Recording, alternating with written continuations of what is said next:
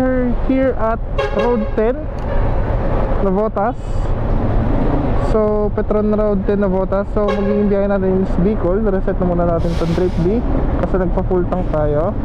Trip A naman natin, ang gagawin natin dito is yung total na distance ng babiyahin natin. Okay, so the plan is econo ride or econo endurance ride, tutulad ng kay Petron.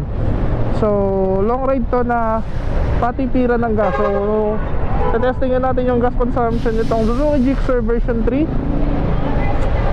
Medyo marami tayong dala. So meron tayong tank bag, meron tayong puro damit to bag, tapos top box extender, top box, may laman din to. Ito rin the side bag, the 30 liters, natag 30 liters na side bag. So puno to ng gamit, medyo may kabigatan din. So testingin natin kung kahit na may gantong factor, may dagdag na bigat factor, is kung matipid pa rin ba si Suzuki Gixxer 155 version 3. So ang unang motor is Suzuki Gixxer 150, yung V1, yung dekarburador, and medyo malakas siya kumain ng gasolina. So dito, masasabi ko lang is matipid talaga siya kumpara dun sa nauna ko. So dito naman susubukan natin ilong ride to ng ako lang mag-isa kasi hindi ko ngayon kasama si Bebe dahil may pasok siya. Pero susunod naman siya sa atin, so kasama natin siya pag uwi dito sa Maynila. Oras po natin is 9:11 PM. So we're taking off here at Navotas City. So according to Google Map, it's 9 hours 26 minutes. Meron tayong 384 kilometers na babagtasin. So if the conditions are good, makakarating tayo doon within 6 AM or 7 AM. So yeah, ang goal natin is patipiran, so hindi tayo babakbak. Dapat around 60 kph lang tayo or nasa around 5,000 RPM. So that's the goal, guys. So tara, let's go.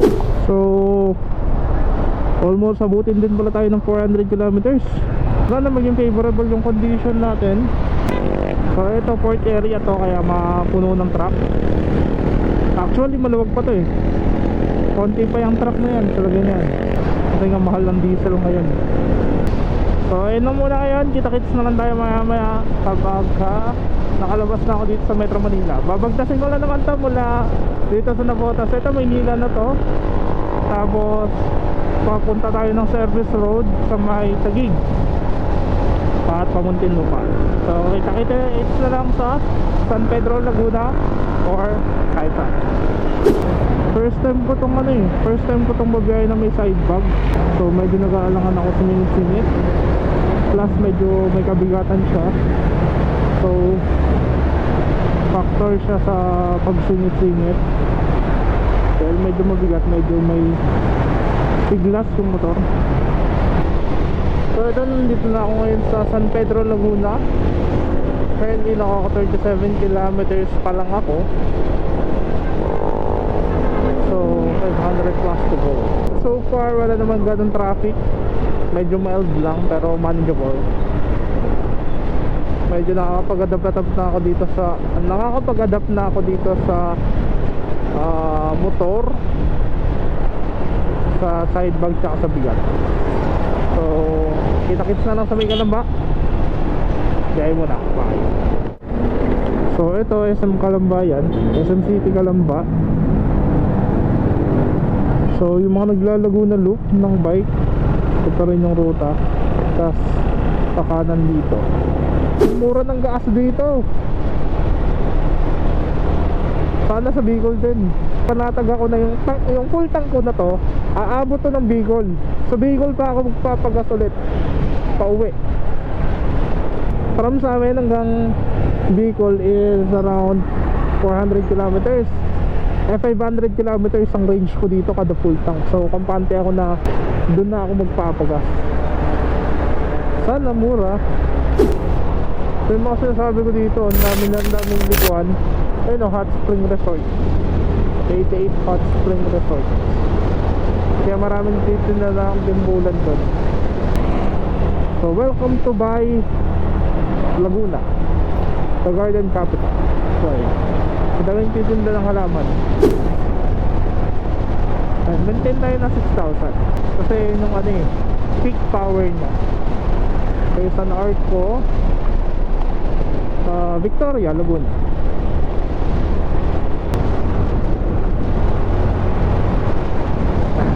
So medyo mahaba-haba na to. Madilim na dito, so kita-kita na lang sa maliwanag na lugar.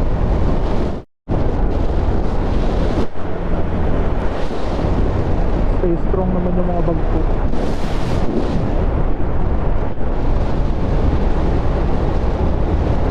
So papasok na ako sa bundok. Puro bangkay na nakaramihan dito. 7 hours na lang daw. Napakasarap naman naman dito. Meron ito yung mga katsay tawag dito eh. Ito pa dito buhay na buhay yung mga katsay. Sarap daanan no, kahit madilim. Oh, baka nakakasalubong ko, nagpapatay na headlight eh. Ilang beses na ako nakadaan dito and suwabe talaga yung daan dito. Maganda yung pagkaka-asphalto. Kahit yung may mga parting walang ilaw, yung mga poste, maliwanag pa rin dahil dito sa katsay na to eh. Malaking tulong din talaga eh. Kinukorap lang talaga ng mga politiko. Malaking tulong yan eh. Makikita mo yung lane mo, para aeroplano. Napakalamig sa parting to. Anong parte ba ng Laguna to? Mahay-hay na to eh. Nakakalimutan kong nasa tipid ride pala ako. Nakapasarap ako sa bangkingan eh. So ito pupunta ng Mahay tsaka ng Lucena. Hint ng lugar dito. Ayun, Nagkarlan Laguna. So this way to church Lokban, Mahay, Luisiana. Ito ay dikit eh, Barangay Pag-asa. Tapos sa likod na yan Piling. Okay, so maliwanag naman ba't ako nag-MDL. Since masyado malawag yung kalsada and may mga kanto-kanto, kailangan magbukas para ma-notify ko yung mga nasa papasulpot dyan sa kanto na may paparating. Pero syempre papatay natin pag may kasalubong, lalo na dito paahon.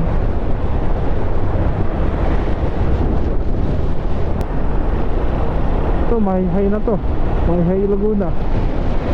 Dito kami naligo nun eh, sa Taytay Falls. So dito sa Mahay Laguna, dito ko napaliguan yung pinakamalamig na falls na liguan ko, yung Taytay Falls.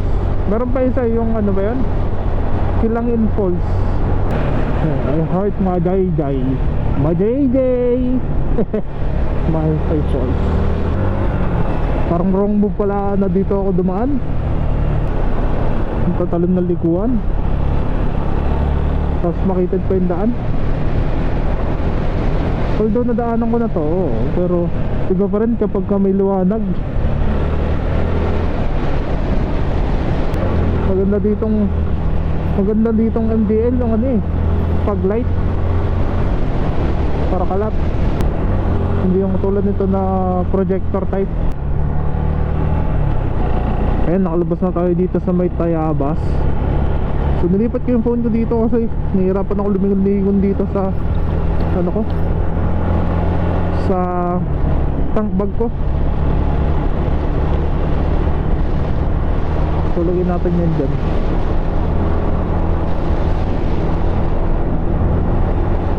Alamig. So eto dito may signal naman na. Kanina kasi talaga wala. Napakadilim. Papunta na to ng ano eh, Gamay ni Jesus. Daga dito, duwanog ah. Salamat po. So eto, feeling ko Tayabas nito. So ayun, after 133 kilometers, nabuwasan na ako ng isang bar. So mula Navotas hanggang Tayabas, kaya so isang bar na yun na consume ko. Somewhere around 44 kpl tayo pumapatak.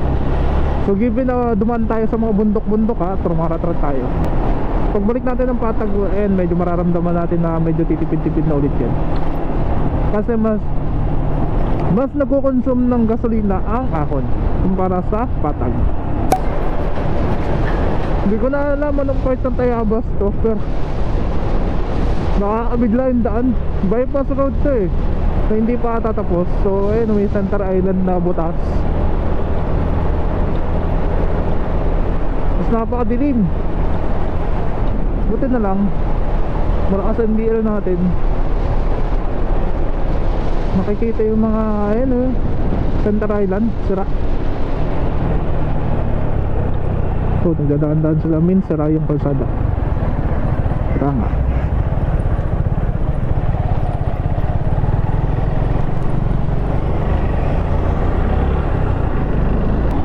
Ito na yung normal na dinadaanan namin. So expect na pangit yung daan. So dito hindi na ako makakapag-hiking kasi Maharlika Highway na automatic, marami na ako sa lubong.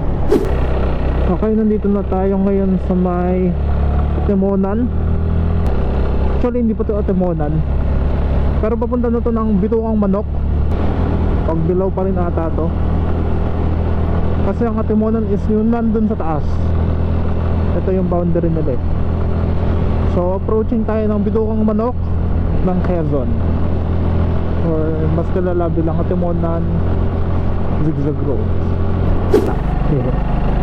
So this is the Timonan Zigzag Road. Ayun, hanggang taas yan. So may mga nagbabantay dito kasi batch by batch ang panik dito.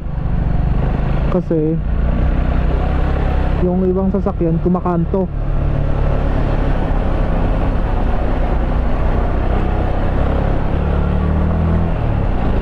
So kahit gabi may mga nagbabantay dito. May clip ako dito eh, na nagbabike ako. Insert ko na lang dito. Flashback. Pinapalo pa ni father. Ito na po, mauna po sila. Mga mama, oh. Ayun, oh. Op. Si Boss Harold ang nauuna. Op, op, op. Op. Medyo malayo na.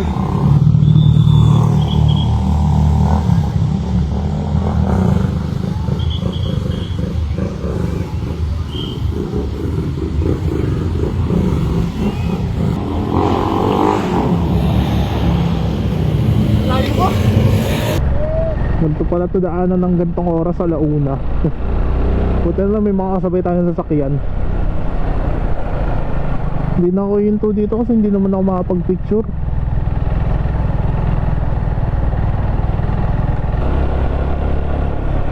Kaya dito kami humihinto nun, no? Tapos magpipicture dyan.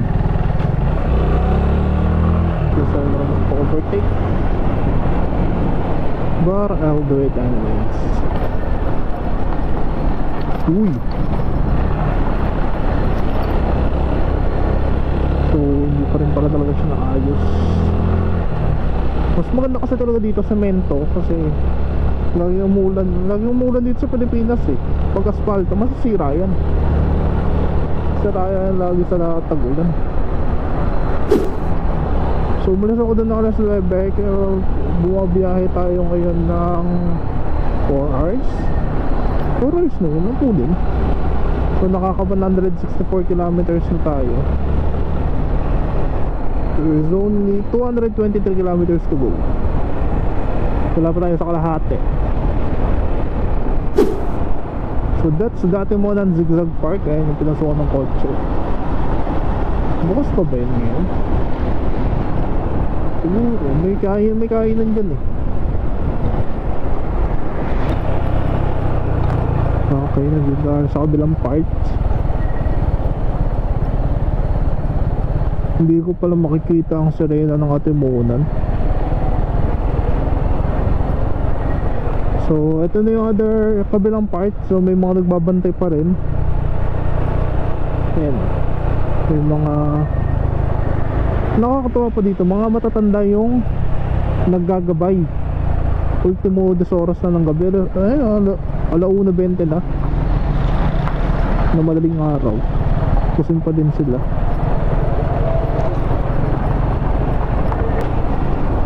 Oh, dito may ilaw na. Doon wala pa din.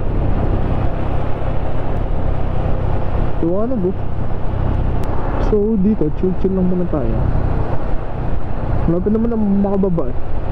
Ang problema lang, makita yung daan. So dito, so dyan dumadaan yung mga bus tsaka truck.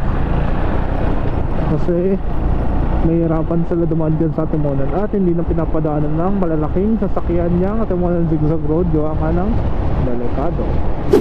So nandito na ako sa coastal road ng Atimonan. Sayang di kita yung Serena. Gabi na kasi. So walang ilaw. So doon na ako hihinto sa may pinaghihintuan ng mga bus. Doon na ako kakain. Or depende. Medyo nakakaramdam na rin ako ng guto. Dahil mag-aalas 2 na. Grabe, may mga nagja-jogging dito gantong oras. Magja-jogging? Oo. Mga naka-reflectores tas may ilaw.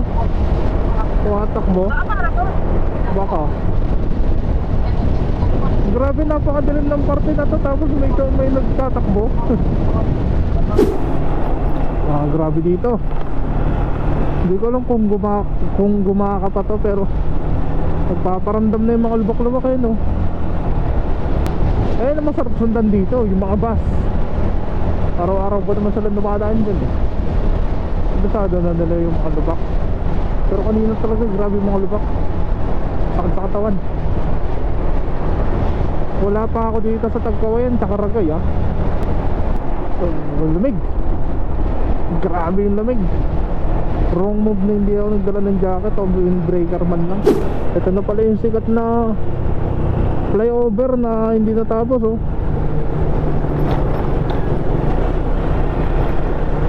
Haba-haba. Uy, joke lang.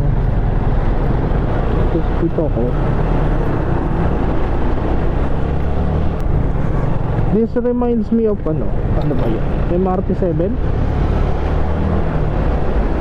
sa may Fairview. Ganto rin situation dun eh. Uy, ito na yung Calawag Quezon. Ito Calawag na. So, approaching na tayo sa Arcon ng gateway to Bicolandia. Less than 20 minutes, nandun na tayo. Dito yung banda sa may mga zigzag na yan. So, nagugutom na ako pero daan muna tayo doon. Baka doon na tayo kumain. Gutom na ako ah. Alas 3 na ng umaga. Ang bango talaga ng ano, Milatek. Sa probinsya ko lagi na yan eh, yung Milatek na yan. Tatakam ako, gusto ko magkakanin. Mantay ko na naman na yung ano eh, yung Arcon ng Bicolandia. Doon ako, baka doon ako kumain pag may nakita akong masarap na kainan. So 5 hours na tayong, almost 6 hours na tayong bumabiyahe. And medyo nakangalay na rin yung aking kitan. So ito may panibagong roadblock. Parang malapit naman na. Hindi ko mapatay yung motor ko kasi naglulubat. Ang hirap pag may truck eh, kaya gusto mo lang kanina. Wow, pangit ang daan.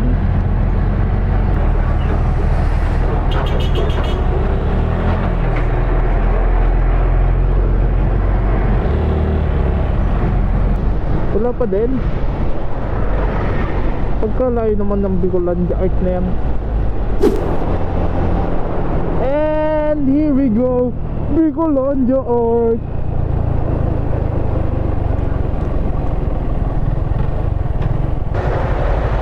So, ayan, pupunta na tayo ng Camarines Norte. Patawid na tayo ng Bicol. Nakabalik uli. Later ko na yung sentong motor. Camarines Norte na to, Bicol region. So may boundary checkpoint na. Border. Pumunta ako doon sa may rotonda, sa may Camarines Norte. Uy, dito. Sa mga kainan doon, kaso wala akong mga nagustuhan. Ang mainit lang, goto, lugaw, sandaan. Ayoko, hindi ako mabubusog doon. So, eto ako, dumiretso ako ng biyahe. Pupunta ako ngayon sa Tagkawayan. So, nasa Quezon na ulit ako. Pag McDo ako, doon ako kakain. Nagka-crave talaga ako ng McDo eh. Malapit lang naman na. Parang 40 minutes lang kanina eh. Ilang kilometers ba? 24 kilometers. So, ulit na lang yan. Mas worth it yung pera ko dun sa McDo. Matulin ako kasi wala yung number 1 enemy ko. Sino? Mga tricycle. Pero ito, medyo magbabagal na ako dito. Ang pangit dito sa Tagkawayan. Ah, yes! Yes! Kain ako na yung McDo! Kain ako na yung McDo! Uy, makakakain din. After 7 hours, nakarating din. Mamaya makita ko pa dito yung katrabaho ko. Taga dito yun eh. Sige na, be. Open ka muna. Okay. Dito na ako sa Tagkawayan. McDo, kain muna ako. Oh, eat well. Dito ako ngayon sa McDo. Gutom ako. Order muna tayo.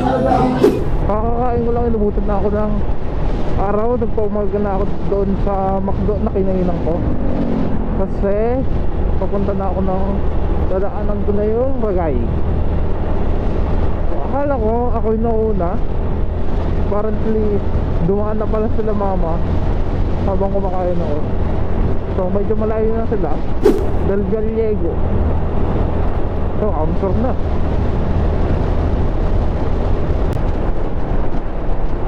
Medyo papahirapan pala ako nitong araw. Nasa unahan ko. Alright, nandito na tayo sa Ragay, Kamsur. So in fairness, asphaltado na yung kalsada at sementado na maayos. So iba yung expectations ko eh. Kasi nung daan ko dito, malubak eh. Ayan, ibang iba na. Makinis. So 1 hour 27 minutes na lang yung layo natin sa Minalabak. 62 kilometers. So itong nakapin kasi sa akin is the city, municipality of Minalabak lang talaga. Hindi pa yun yung mismong lugar namin. Hindi ko alam yung lugar namin. So kailangan sabay-sabay kaming makabutan ko sila para makasabay ako sa kanila papunta doon.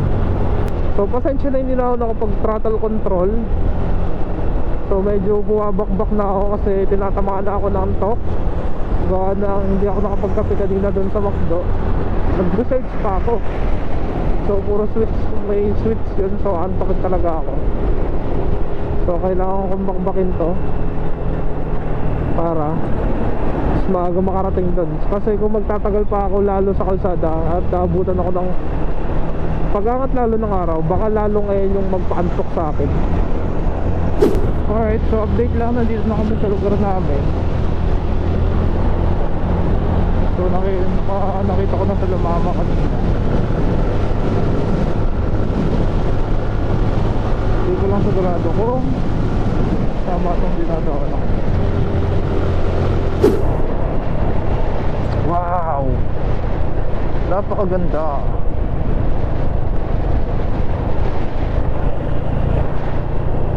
I don't think, hindi ko alam kung tama pa saan dinadaan ako. So ayun ata ang Mount Isarog, hindi ako nagkakamali.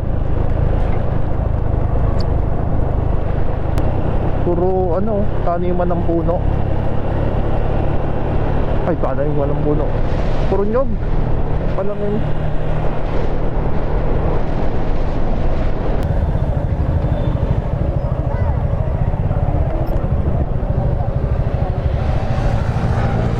Buti na lang bumalik ako. The next day. Okay, so ito. Yan, okay na. Maliligo kami sa, hindi ko alam.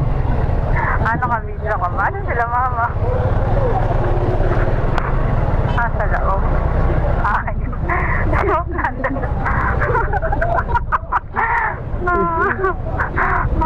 Eh, isang buong jeep na yun, puro kamag-anak namin.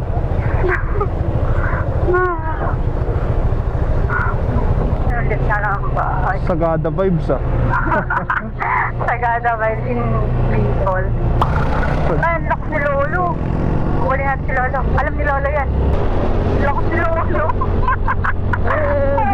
Dito ka ba naman lumaki? So, kabisado mo din.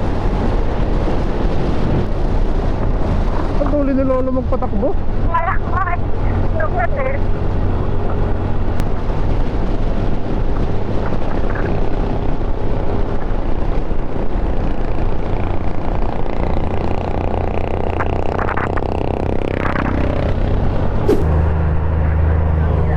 Ang ganda ng view. Hindi nag-justify ng iPhone. Hindi talaga ma-justify ng kahit anong camera yan. Ang ganda.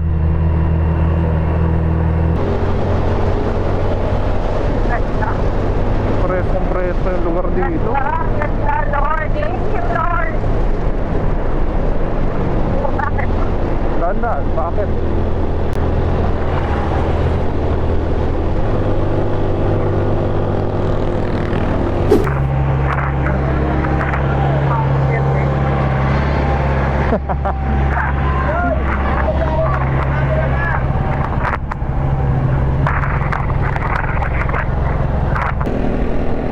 Ganto. Gusto ko natin later ang gandang motor na yan. Ang ganda.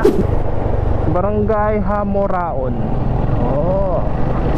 Gando. Kalmado pa ng dagat. Bagay, nasa kabilang side. Hindi apektado ng amihan. Ganda yung view. Kaso mo ba to? Ayun na. It's less. Sunless. Ah, ito yung parking lot. Oh, yun. Alay.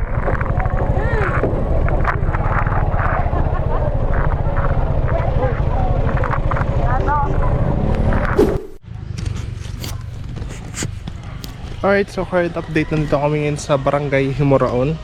So, ito na yung second day ng biyahe namin. Today is March 21. So, update lang din. Currently, tayo ay nakaka 472.8 kilometers na. At blinking tayo, first blinking. So meron pa yung second blinking. Approximately may 3 liters pa yan. Hindi pa ako nakakapagpagas ulit. So baka bukas pa ulit or mamaya pag sunundo ko si May sa Naga. So nandito kami ngayon sa Barangay Himoraon, Minalabak, Kamsur. So eto, ligo naman kami ngayon. So may magandang beach dito kami na pinuntahan. Yan.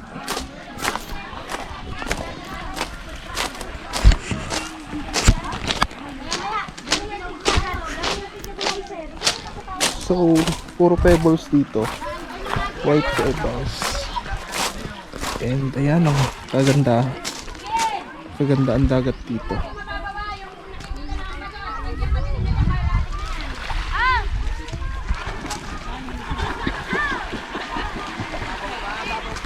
So medyo madami kami. Yung iba namin kamag-anak is nandun banda sa may bahay nila para daw hindi na magka-cottage.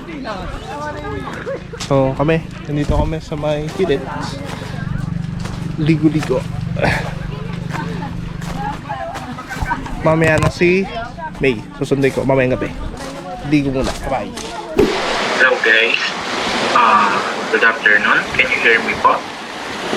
Yes po. Online schooling. Mga 5 more minutes pa, so wait lang po natin lipas. Then we will start. May online schooling ako, pero nasa dagat.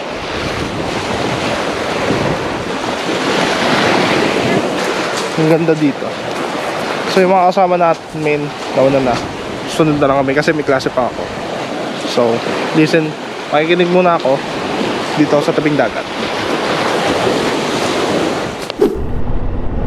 Puro ano. Ano yan? Nyog. Yung ginagawang coco jam. our May klase ako guys. so deep.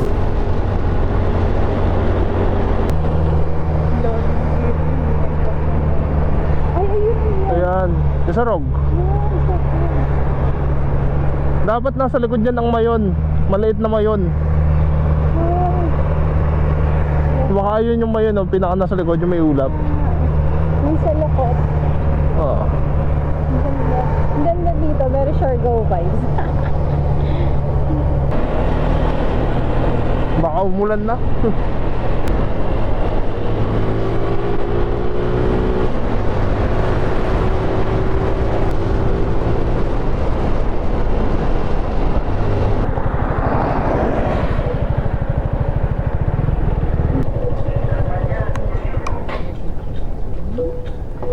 Ayan na kuryente na. Alright. So it's 9:45 PM Sabado. Currently nasa Sibukot na si Bebe. So susunduin natin siya mula dito sa Minalabak. Lalabas tayo papuntang Naga. So more or less 20 kilometers ride din to. Tuloy mo ano. More or less 20 kilometers ride din to papuntang Naga. So susunduin natin siya. Medyo looban to. So may nakasabay tayo dito na CB150X. So sabayin natin to palabas para may spearhead tayo. Mukhang kabisado niya naman din. So hindi ako mag-hide dun para hindi siya makasilaw. Ito din yung gusto ko na ano yung mini adventure bike eh. Hindi siya off-road capable pero touring bike siya. As long it gets the job done. Kaya medyo gusto ko siya. Siyempre, since maliit lang ang makina, maliit lang din ang fuel consumption. Matipid. Ang sakit niya tutukan, naka-shirt lang kasi ko eh. Yung mga bato tumatalsik sa akin, ang sakit. So yun, double blinking na rin pala ako. So magpapagasta tayo. So approximately meron pa tong 1.8 liters sa loob.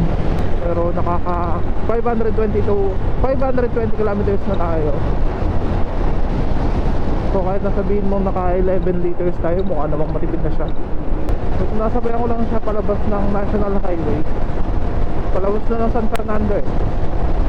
So pagdating ng San Fernando, kakanan na ako papunta ng Naga. Sana mura na lang din gas dito. Mura pa lang din yung gas. Kasi mga nadaanan ko kahapon sa Quezon, sa may bandang Atimonan, Lopez, Gumaka, yan. Medyo mura pa yung mga gas eh. May nakakikita pa nga ako 70, 76, ata 75. Ganon. Sa Maynila, nagpakarga ako nung nagpakarga ako doon sa Maynila, 87.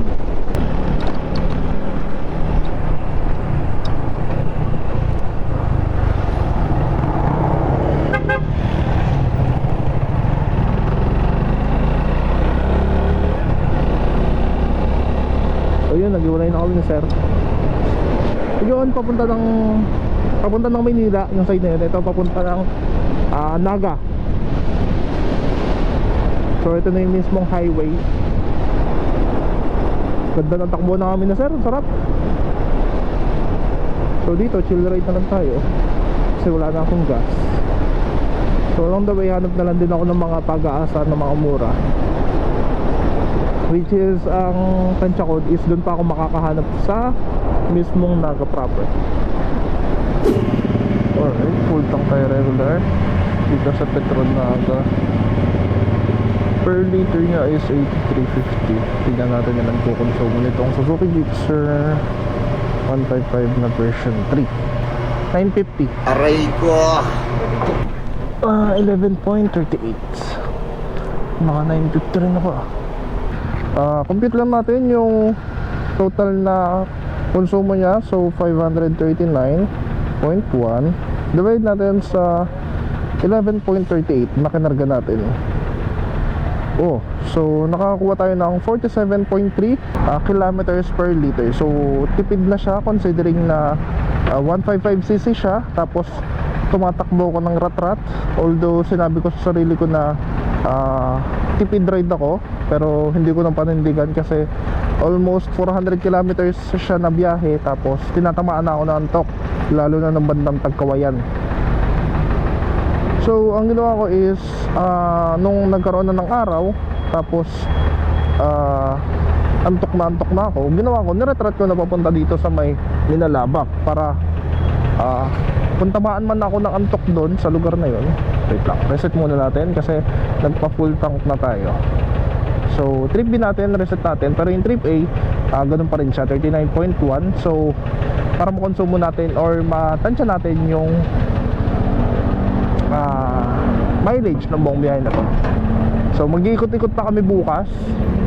So sa ngayon susundin ko lang muna si Bebe, si May. Panaga na siya, nakabas siya ngayon. Okay, hindi na si Bebe.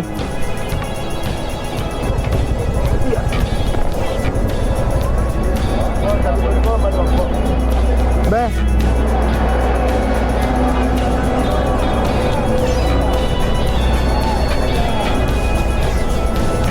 Hello, Bebe. Kamusta biyahe? Na, let's go.